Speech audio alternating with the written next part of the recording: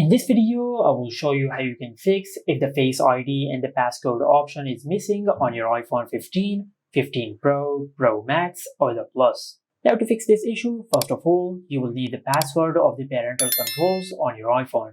After you get the password of the parental control settings, then just head to Settings, and under Settings, just scroll down to the bottom of the page and tap on Screen Time. Under Screen Time, just tap on Content and Privacy Restrictions, and from here just scroll down to the bottom of the page and under Allow Changes To, just tap on Passcode and Face ID. Now if it is on Don't Allow, just select Allow. After you do that, then just go back to the main settings page and you will find the Face ID and the passcode option in the settings. Now let's say if you have done that and if this did not work, then just go back to the main settings page and tap on Screen Time.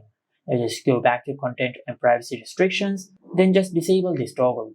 And after you disable this toggle, then just go to your home screen and perform a force restart on your iPhone. To do that, just grab your iPhone and press and release the volume up button and the volume down button.